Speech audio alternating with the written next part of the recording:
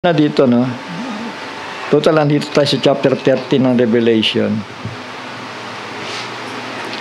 And I stood, manalangin muna tayo, mga anak ni Sampa. Ama namin banal at makapangyarihan sa lahat. Lord, nawa, patnubayan mo po ang iyong maliit na anak sa munting gawain ito. Na naway, tulungan mo siya upang anuman ang nagaganap sa aming mundo sa panahong ito, Panginoon, ay tiyak na babalik kami sa mga salita mo sapagkat ang mga balita, ang aming mga kaisipan, Panginoon, ay maaaring mamali. Subalit ang salita mo ay nakapix na ito, Panginoon, at nasusulot na at ito ay magaganap na lamang. Kaya kami sumasampalataya, Panginoon, at hindi kami nababagabag sa mga bagay, sa mga banta at kung anuman ang mga pananakot ng kaaway, sapagkat tutulungan mo kami may pagkakatiwala at may pag-asa sa iyo, Panginoon. Ikaw ang aming Panginoon na buhay na aming pinaglilingkuran. Tulungan mo kami sa pagkakataong ito. Minsan pa sa pangalan ni Yahushua, ang aming Mesaya, ang banal na Israel, ang bugtong na anak ng Panginoon Diyos. Ito po ang samot dalangin.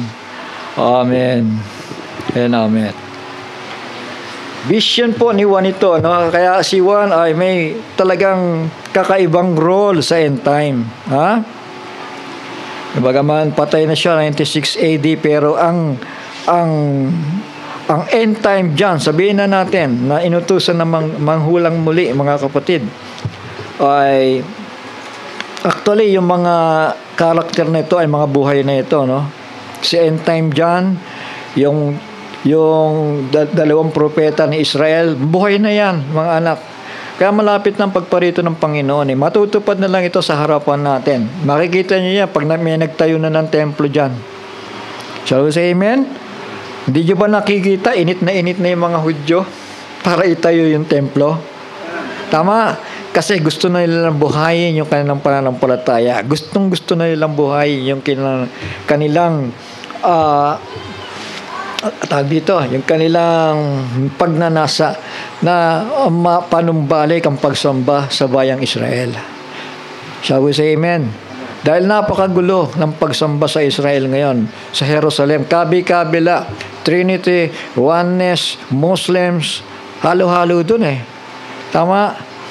Pero ang pangako ng Panginoon, on that day there shall be one Lord. Shall we say amen? On that day, there shall be one Lord and His name one. Ngayon, ang daming pangalan ng ating kataas-taasang Ama. Tama? Sangayon ba kayo? Ang daming pagkatawag sa Kanya eh.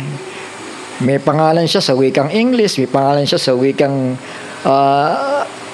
kung ano-anong wika. Sa Griego, may pinangalan sa Kanya. But in reality, ang sinasabi ng Biblia, His name is Yah. Short form for Yahweh. Actually, Yah.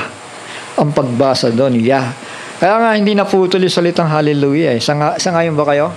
Nanggaling po yan sa Israel, nakarating po sa atin yung salitang hallelujah. Ibig sabihin, purihin siya. Yan ang tinanong ni Moises.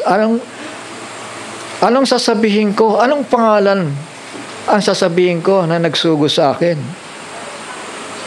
Di ba? Nung una sabi niya, ang pangalan niya ay siya. Tapos sa pagkasapos, sabi niya, nung tinanong siya ni Moises, sabi mo, I am that I am. Pero nung inulit niya, hindi niya na ginamit yung I am that I am. Yah pa rin. Yung tetragrammaton ang ginamit niya pagdating sa susunod na mga bersikulo.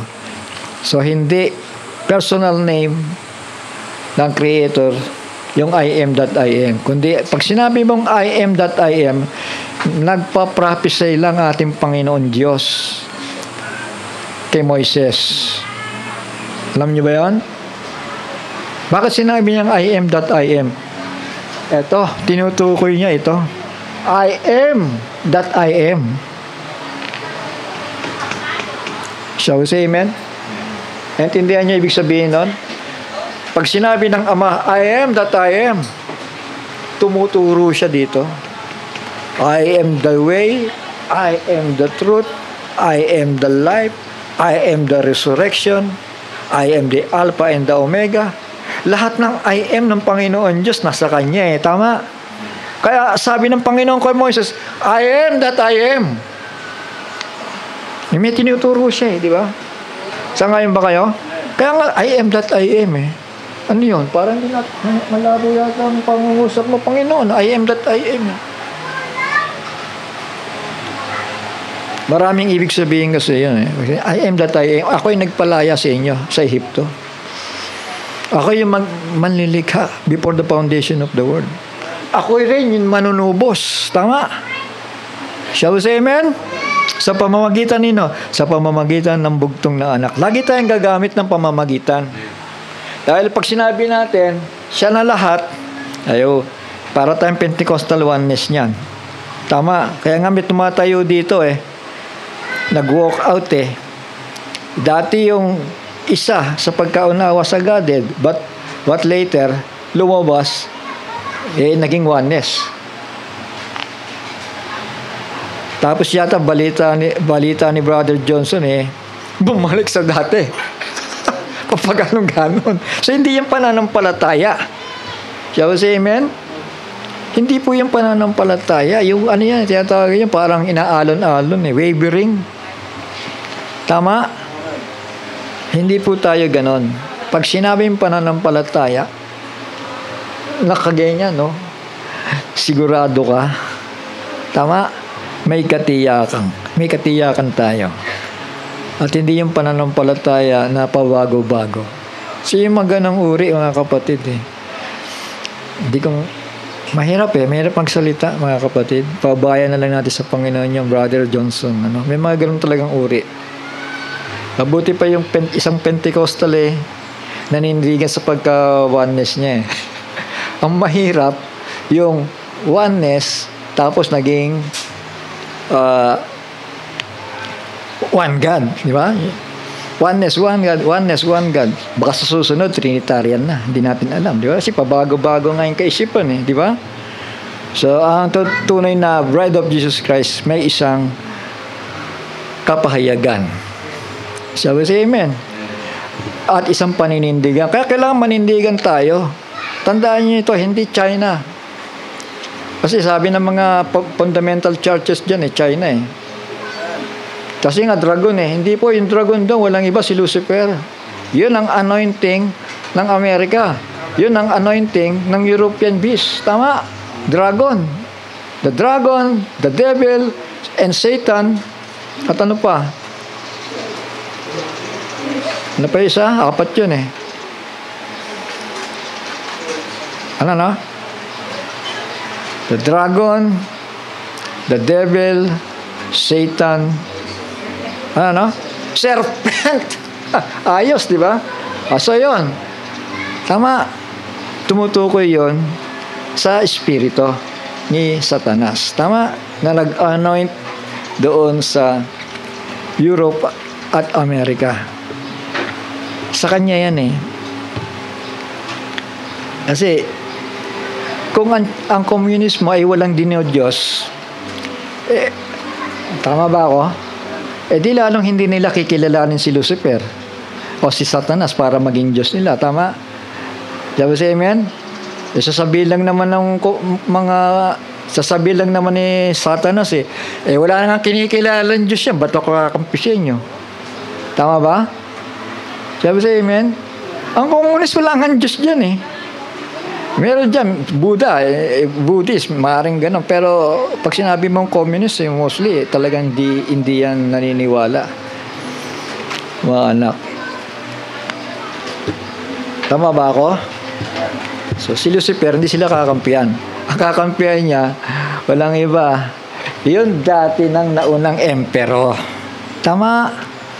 Yung fourth beast na ngayon muling umahon. So ito nga and I stood upon the sun of the sea, Revelation 13 verse 1, and I saw a beast, a first beast, rise up out of the sea, having 7 heads and 10 horns. Pag sinabi mong 7 heads, the 7 mountains of Rome, Revelation chapter 17, nandun yan.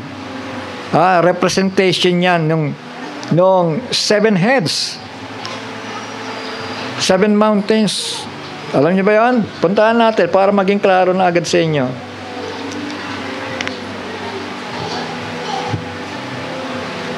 Verse 9, Revelation chapter 17, verse 9.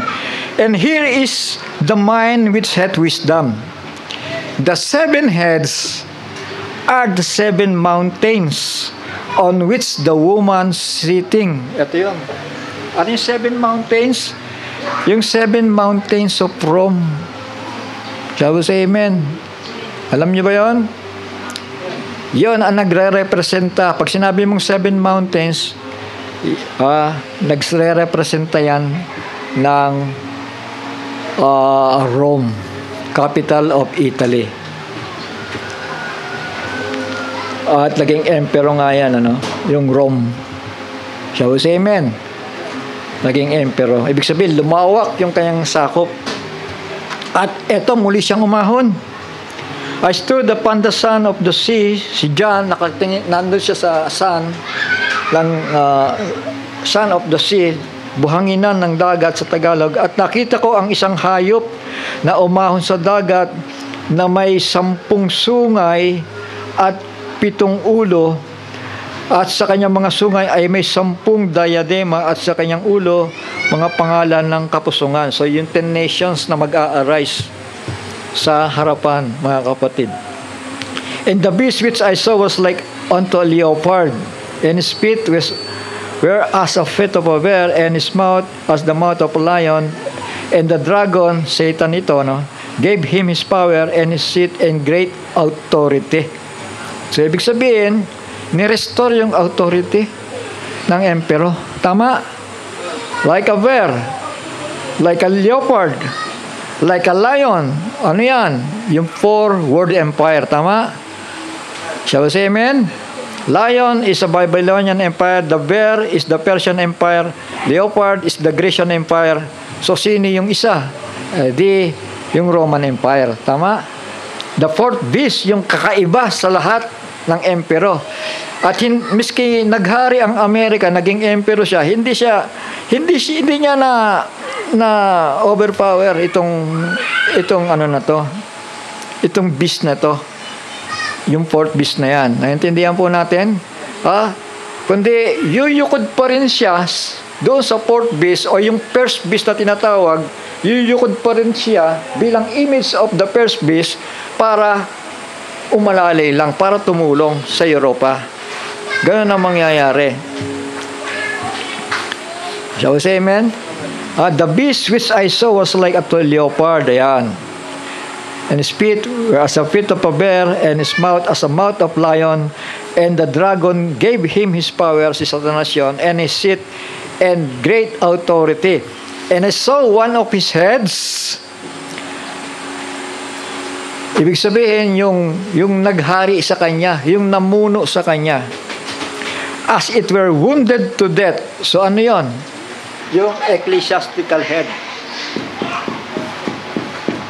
Yung papacy. Alam natin yun, di ba? Minsan naghari ang ecclesiastical head, di ba? Sa kabila ng political head, which is Rome, the empire. Shall we say amen? Dalawang head niya isang political at saka ecclesiastical. Kaya sabi dito, I saw one of his heads as it were wounded to death, and his deadly wound was healed. Dito yun, no? Noon, ang katuruan, sinugatan itong wounded head na to sa panahon ni Martin Luther. Yan ang katuruan ni William Marion Branham, yun din ang katuruan ni Brother Jackson.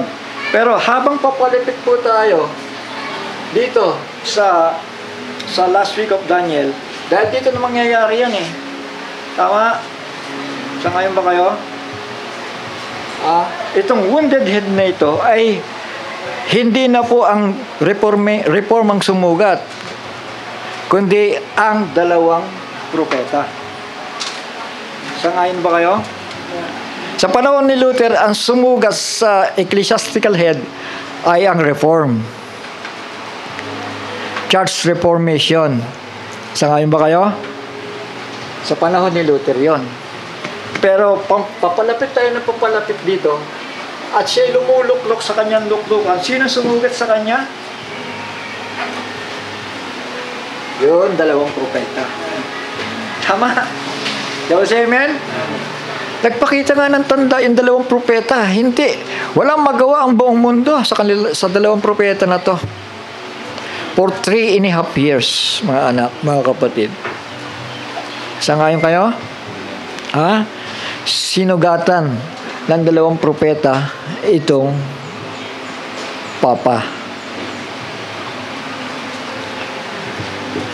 One of his head as it were wounded to death, and his deadly wound was healed. Yan, gumaling siya. And all the world wondered about the beast. The system. Tama? Yung sistema. And they worship the dragon. Sino yun? Si Lucifer. Tama? Ngayon nga, makikita nyo sa inyong mga Facebook, talaga sinasamba si Lucifer. Tama? Si Satanas, di ba? May mga sumasamba na sa kanya. So pagdating dito, sa middle of the week na ito, na ang demonyo sa kalaliman at yung demonyo galing sa na nagpapanikpanaog mga anak, ibababa na sa lupa nga yan eh. Sa ngayon ba kayo? So lalong sasama. Shall we say amen? Lalong sasama. Kaya sabi dito, they worship the dragon which gave power unto the beast. European nations. And they worship the beast. Ayan. Kasi pinofocus sa kanya ang pagsamba dito. Pinofocus sa kanya tinuturo. Yan ang sambahin ninyo. Yan ang sambahin ninyo. And they worship the beast, saying, who is like unto the beast, who is able to make war with him? Kapag gera ang pinag-usapan, walang sino mang tatalo sa kanya. Tama? Hindi pwedeng Russia, hindi pwedeng China. Shall we say amen? Roman Empire pa rin. Nag-arise.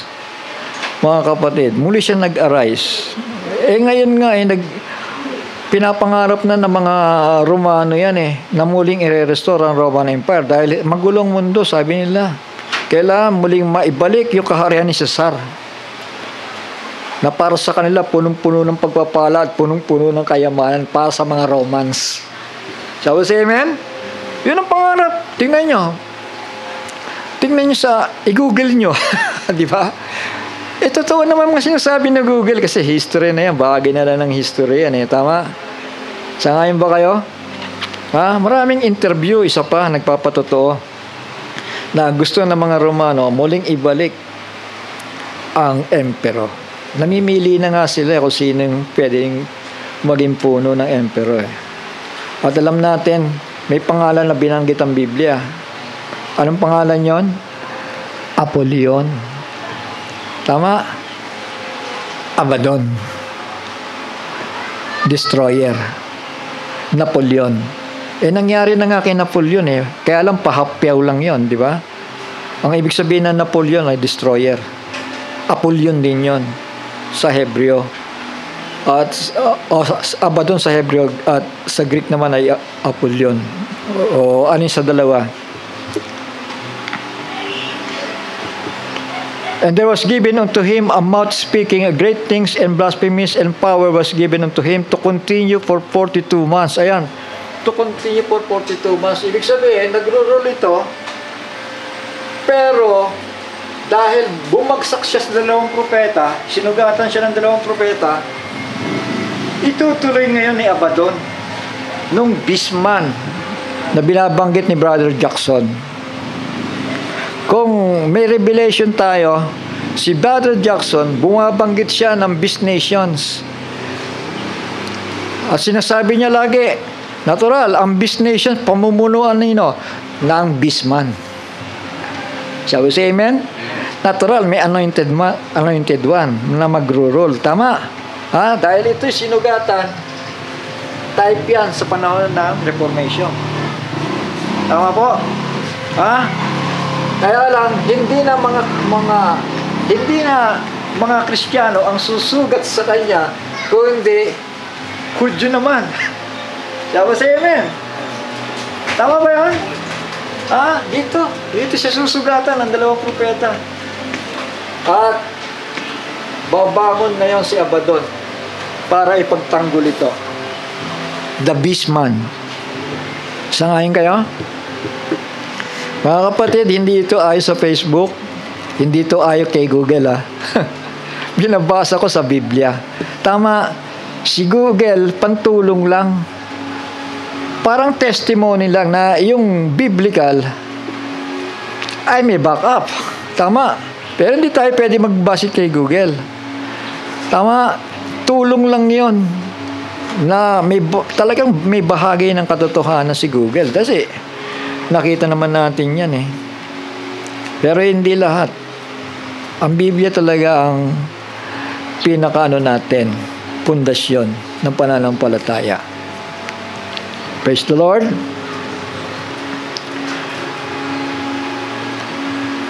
And he opened his mouth in blasphemy against God to blaspheme his name and his tabernacle.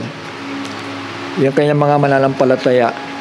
And them that dwell in heaven. Sino yun? Tayo yun. Tama? And it was given unto him to make war with the saints. Ito na yung Great Tribulation period na. Dito na yun. War with the saints. Naintindihan natin? Amen. To make war with the saints and to overcome them. Yun. Yung mga Polish virgins, nandiyan na, pinagpupugutan na ng ulo yun. Yung mga Hudyo, ginera na. Sabi si amen? Ilan ang patay? 2/3. Sabi ni Sicarayas, 2/3 ang patay sa kanila. Yung 1/3, saan itinago? Sa ilalim ng lupa. And power was given to him over all kindreds, tongues, and nations. Kasama ang China dito. Tama. So, sino? Yung first beast ang tinutukoy. European beast. And all that dwell upon the earth shall worship him, whose names are not written in the book of life of the Lamb slain from the foundation of the world. Ibig sabihin, mga deceived. Tama? Sinamba siya ng mga nadaya. Sangayon tayo? And if any man have an ear, let him hear. Yung may revelasyon, yung may pakinig, yung merong mata na nakakita, yung may revelasyon. Yun ang tinutukoy niya dito. He that leadeth into captivity shall go into captivity. He that killeth with a sword must be killed with a sword. Here is the patience of the faith of the saints. So yun ang dakilang kapighatian na. Kailangan may patience ka dyan. Handa kang i-give up ang buhay mo alang-alang sa pananampalataya. Naintindihan natin? Pero tandaan niyo, wala na tayo dito, And I beheld, eto na, si Amerika. Another beast coming up out of the earth. He had 2 horns like a lamb. Minsan siyang naging banal tama? Shall we say amen? During the Reformation, banal na banal siya. Tinakasan nila ang papacy at pumunta sa Amerika. Tama? Yun ang history. Tama? Shall we say amen? Ayan. Had 2 horns like a lamb. Ang problema lang, pagdating ng panahong huli, sa panahon ng kinabubuhayan natin, he spake as a dragon. Shall we say amen? Ibig sabihin, nagbabago na yung kanyang pananalita. Tama? And he exercised all the power of the first beast before him. Kinokopya niya. Tama? Ginagaya niya. Kung ano ang pairalin ng Europa, bumaback up siya. Tama? Naintindihan ba natin? First beast and the second beast. Yun lang ang makikita natin dito. And he exercised all the power of the first beast before him and caused the earth and them which dwelt therein to worship the first beast whose deadly one was healed. So, yung deadly one was healed? Ito yun. Tama. Ilang beses ito nasugatan eh. Sinugatan ni Luther. Then sinugatan naman ng dalawang propeta. Tama.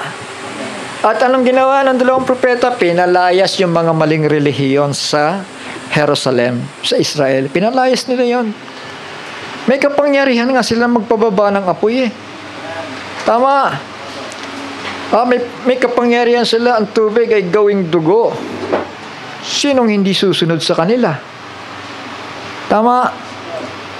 Amen. Walang kapangyarihan ng mga bala sa kanila, sa kanilang ministry. Ni ang bomba, walang kapangyarihan sa kanila eh. Sa ngayon ba kayo? Propeta ng Diyos yan. Kung paano si Faraon sa lupain ng Ehipto, walang nagawa kay Moises. Di ba? Shall we say amen? Sige, magsilayas na kayo dito. Isipin mo, puro salot ang inabot ni Faraon ng Ehipto eh. Ganon din ang sasapitin ng kasangkalupaan sa pagdating ng dalawang propeta na yan. Hanggang sa magalit na lang sila at lumusob sa Israel para girahin yung dalawang propeta. Sa verse 13,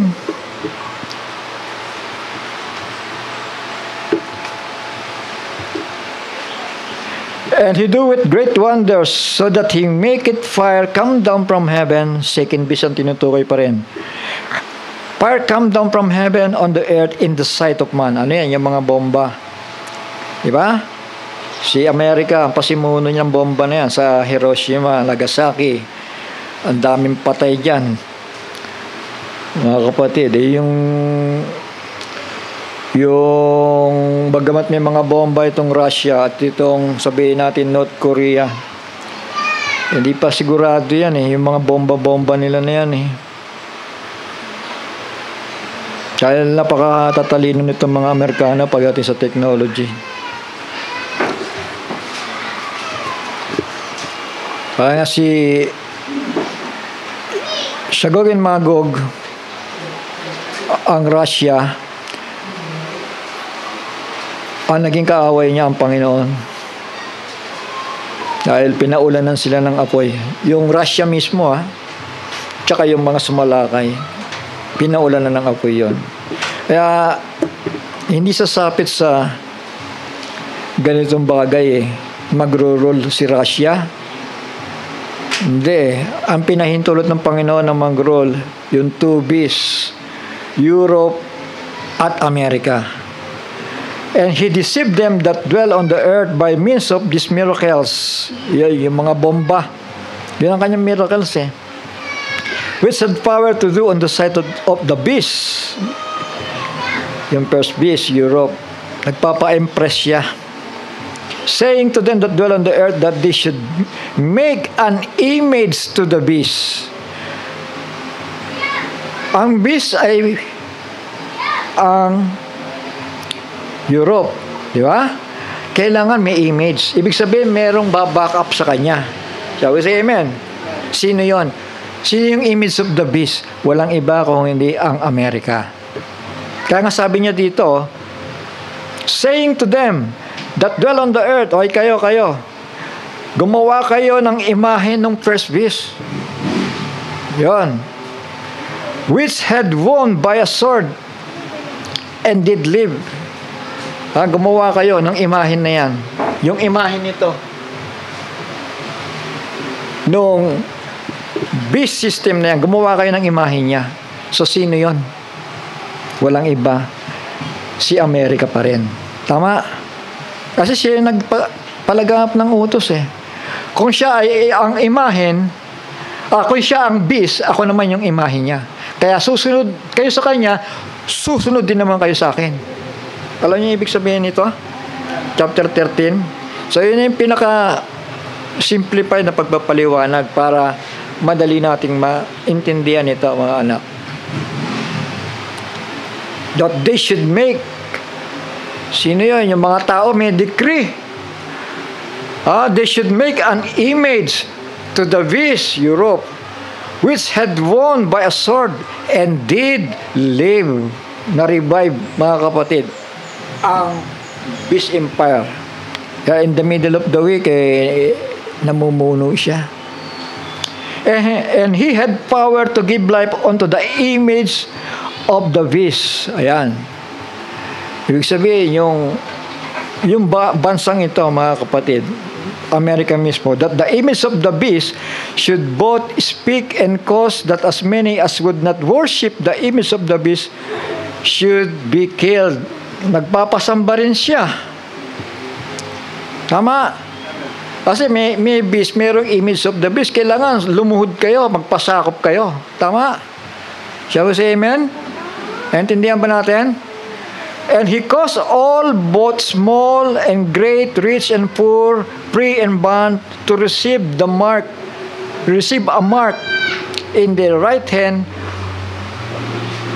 or in their foreheads, that no man might buy or sell, save he that had the mark. Ayan, save he that had the mark. Ibig sabihin, membership na ito. Shall we say amen? Save he that had the mark of the beast, or the number of his name, may numero, may barcode. Here is wisdom. Let him that had understanding count the number of the beast, for it is the number of a man. So, tao pala ito. Pinuno pala ito. Tama? For it is the number of a man, and his number is 666. Tandaan nyo yung 666, hindi lamang sa religious yan, ano? Akala kasi nila, eto lang ang 666 eh. Tama? Sabi dito, number of a man. Maging yung sa politika, mga kapatid, diyan unang kumilos ang kaaway. Alam niyo ba yan? Sabi nga ni John even now, the Antichrist is working. Sa panahon ni Juan yun, ando na ang Antikristo. Wala pang religious group dyan na Antikristo. Political pa lang. Naintindihan natin? So, ibig sabihin, kung may Antikristo sa simbahan, may Antikristo din sa politika. Naintindihan natin? Naglipa na nga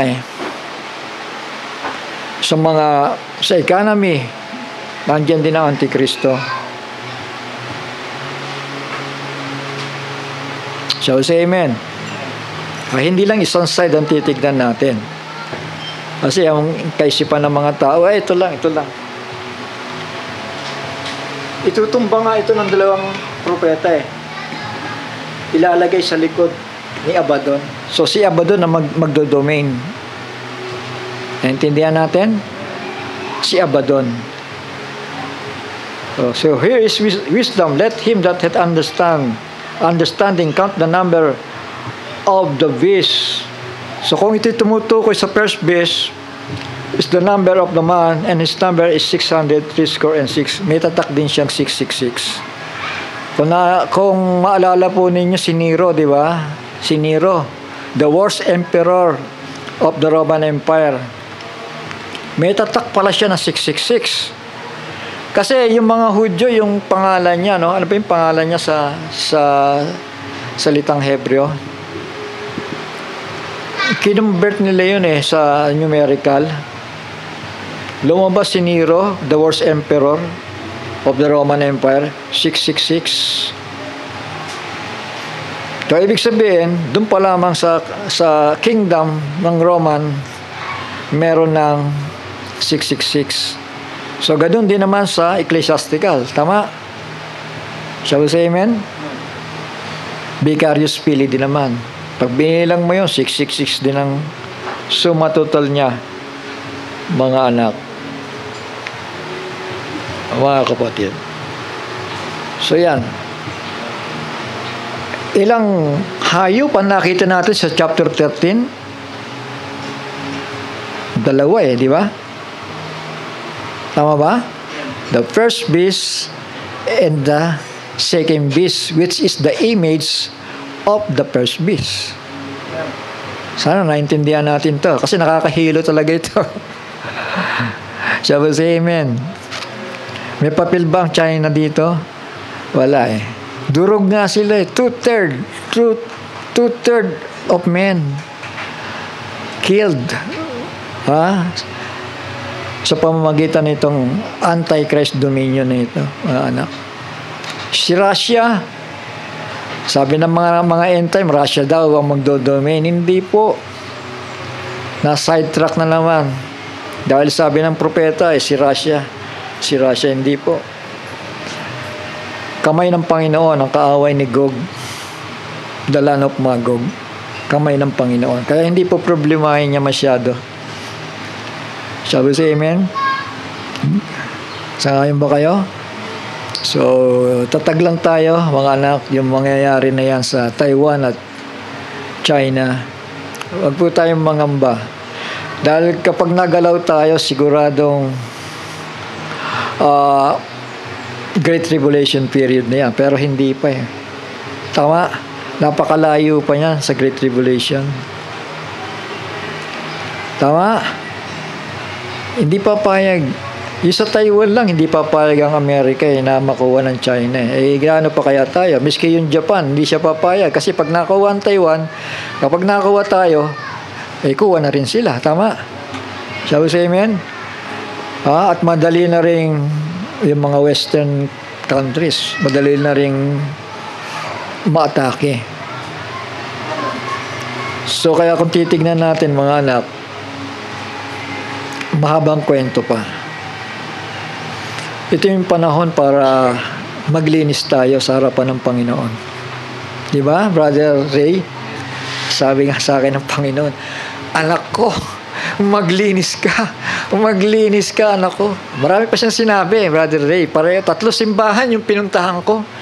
Iisang sinasabi, kay Dudong, kay Nestor, kay Brother John, iisang sinasabi, anak ko, prophecy ang hahaba tapos ibandang uli, anak ko maglinis ka. Yun ang muna sasabihin ko yung kwento ko, anak ko maglinis ka. Kay Brother Ray naman, ano sabi ng Panginoon? Mag-aaral ka. Lahat tayo nag-aaral. Tama?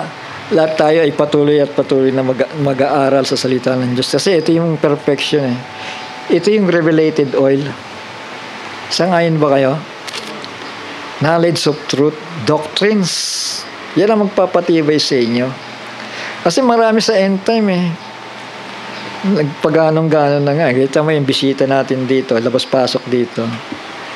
Minsan oneness, minsan papasok siya. One God. Babalik yun. One God na siya Aalis siya, oneness na naman. Hindi ganun ang pananampalataya natin, mga anak. Sangayon kayo? Kailangan, kasi yan ang purpose ng pagtuturo ng doktrina para hindi ka makilos, di ba? Meron ng end time tumatayo dito what's out Russia? What's out Russia? Hindi nga Pupuksain ng Panginoon si Russia, di ba nila nababasa? Gog and Magog war, Ezekiel 38 and 39. Amen. Tama. Tapos sa denomination naman, China naman daw, si Dragon. Kasi maraming dragon nga naman sa umping, di ba? Kaya akala nila, yung dragon doon, sa Book of Revelation, walang iba kundi ang China. Yawa say amen. Amen. The dragon, the old serpent, the devil and Satan. Espiritu pala ni Satanas yun. Tama. So yun dapat, mga anak, kailangan back to the word tayo. Back to the Bible para makaintindi tayo. So paulit-ulit lang ako ng sinasabi dito, mga anak, pero doctrinal. Hindi tayo nagpapabago-bago dahil doctrinal na yan Tinuturo na ng Panginoon niya. Mapalad ang bumabasa, dumidinig at tumutupad ng aklat ng hulang ito, the Book of Revelation. Dahil ang panahon ay malapit na. Sangayon tayo? Ha? Itong dito tayo pinopokus ng Panginoon eh. Tama ba? Dito tayo pinopokus. Kaya nga sabi Juan, wag mo lang tataka ng mga aklat. Ibig sabihin, pahayag mo na Juan ang lahat. Dahil yung pagpapahayag na yan lang magbibigay sa atin ng rapturing faith. Sabi ni Brother Jackson, ano daw? The book of Revelation is the love letter of Jesus Christ to the bride. Di ba? Magsaya tayo.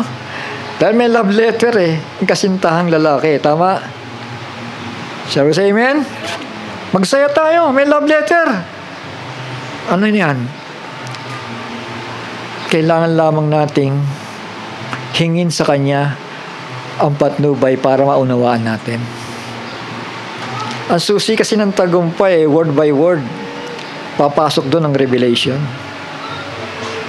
Kasi yung iba, hindi, ito revelation sa akin. Hindi, ito revelation sa akin. Nasa ng word.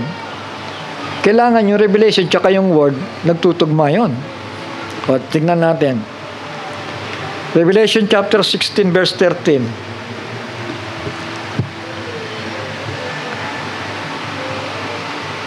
And the sixth, verse 12 muna. And the sixth angel poured out his vial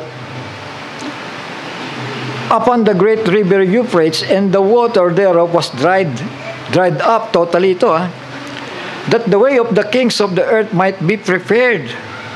Ito yan. The kings of the earth. Kings of the east might be prepared.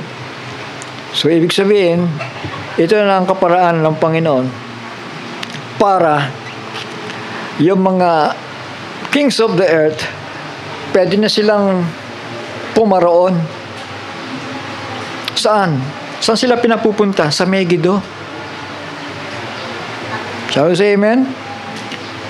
Dahil after ng killing ng two-thirds ng third part of the earth, after ng killing nun, mag-iimbita ang Antikristo, pumaroon kayo sa Megiddo. Pumaroon kayo sa Megiddo. Yun ang kasunod nun. Decree yun, pumaroon kayo sa Megiddo. Anong purpose ngayon ng Megiddo? Dahil iintayin nila ang pagbaba ng Kristo para bakbakan nila ng kailang mga armamento. Akala nila magwawagi sila. Naintindihan natin? Amen. Hindi siya makakapag-decree na pumunta kayo sa Megiddo kung hindi niya muna nasupil ang kaaway, ang komunista. Kailangan supilin niya muna ang komunista, pati ang mga Muslim, para siya magbigay ng command. Pumunta kayo sa Megiddo. Pumunta kayo sa Megiddo. Anong purpose ng Megiddo? Para labanan yung haring bababa. Ang Megiddo as a northern part of Jerusalem, doon sila mag-iintay. Tingnan nyo to. That the way of the kings of the east might be prepared. And I saw, ito na, 3 unclean spirits like frogs, masangsang, mabaho, kasuklam-suklam, come out of the mouth of the dragon. Hindi yan bad breath, Si dragon, si Satan, devil, the old serpent, meron siyang pamumusong, meron siyang imbitasyon sa mga antikristo na pumaroon sa Megiddo. Ano pa?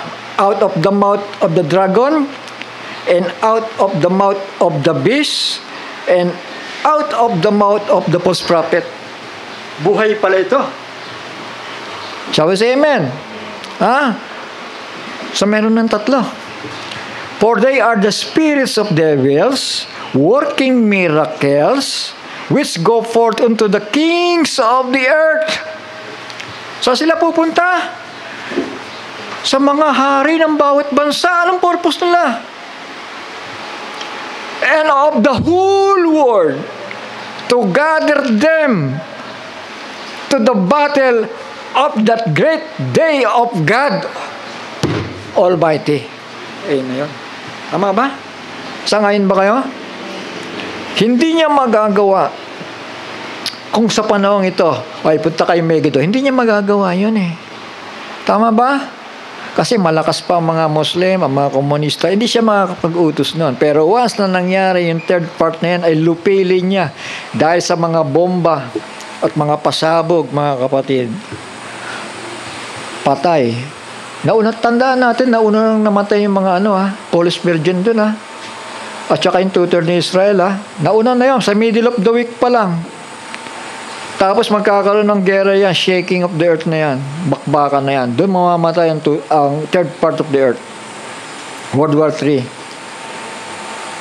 Naintindihan natin? Yes, amen. Yung three spirit na yun.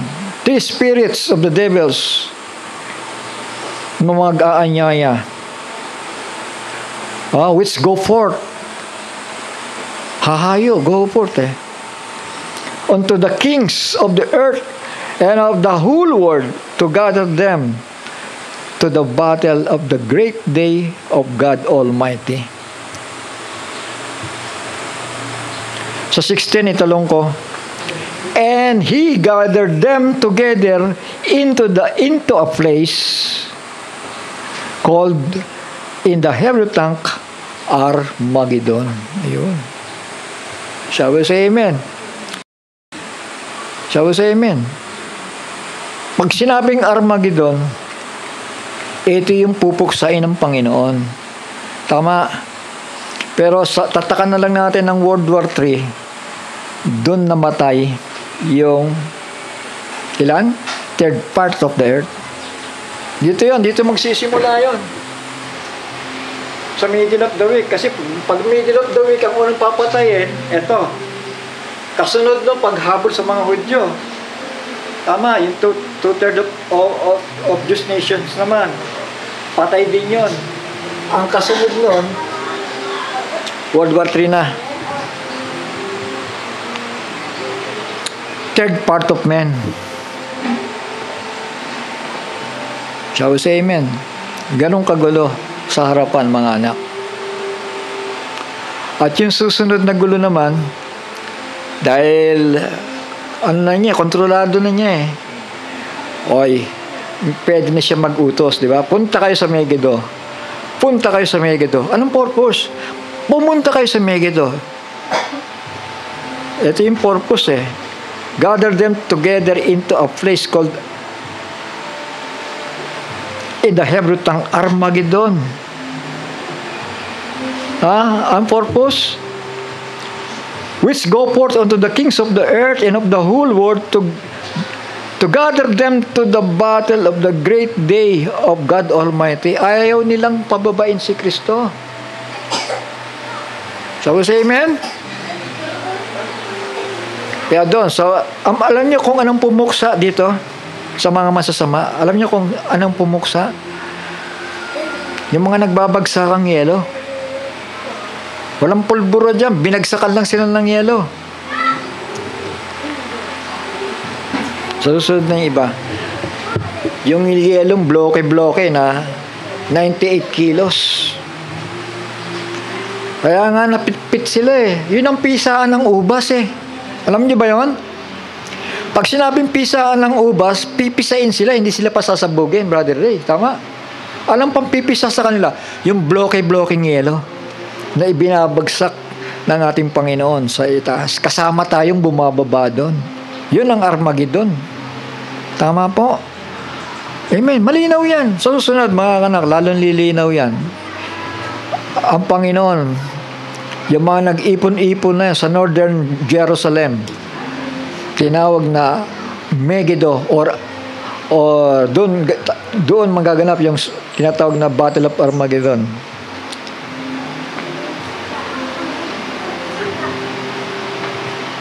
Nakalagay kasi ang pagkaunawa ng mga tao, Battle of Armageddon, Pero parang walang battle Parang ang sa paningin ko doon judgment Kasi nung pagbaba ng Panginoon, O sabihin na natin, kasi pupuksain, napakaraming antikristo sa ibabaw ng lupa eh. Pero yun ang unang gagawin ng Panginoon. Babagsakan lang sila ng yelo doon. Naipon sila eh. At ang dugo umabot saan? Sa renda ng kabayo. Isipin mo yan kung gaano karami namatay dyan. Hindi ba? So pinisa sila. Ginawa silang ubas. Mga anak, yung mga masasama na yan. So yun, mga anak. Para maintindihan na po natin ang Biblia. Yan yung malinaw na pagpapahayag. Sabi sa amen. Yan ang malinaw na pagpapahayag ng salita ng Diyos.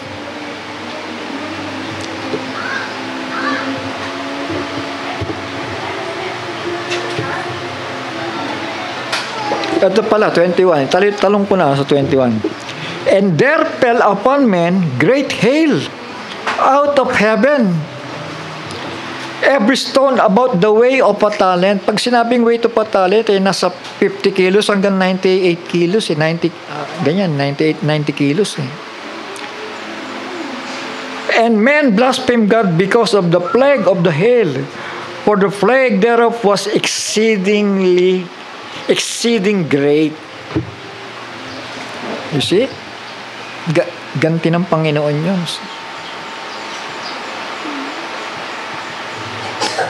Shall we say amen? Yan ang pisaan ng ubas na binabanggit doon. Purihin ang Panginoon. So, sa susunod na lamang, at sikapin kong dugtungan ito ng base sa pag-aralan natin ngayon. Sa susunod kung magkaroon ako ng pagkakataon ulit magsalita. Dahil iniisip ko na talagang ang hinihintay na lang talaga natin ay voices of thunders. Kapag sinabi mong perfection, hindi yan pabalik-balik sa Revelation 10:7 na ginagawa ngayon ng mga end time na ng mga ministro. Yearly, Revelation 10:7. Sa susunod taon, yun na naman. Doon na naman sila nagdi-discuss na walang katapusan na paikot-ikot na mensaheng ganon. Sabi ni Pablo, let us go to perfection. Mapalad ang bumabasa, dumidinig at nagbabantay ng aklat ng hula sapagkat ang panahon ay malapit na. Shall we say amen? Shall we say praise the Lord? I hope malinaw sa inyo ito mga anak. Sige po, sa susunod na lamang yung iba. Tayo po'y manalangin sandali. Awang banal na nasa langit,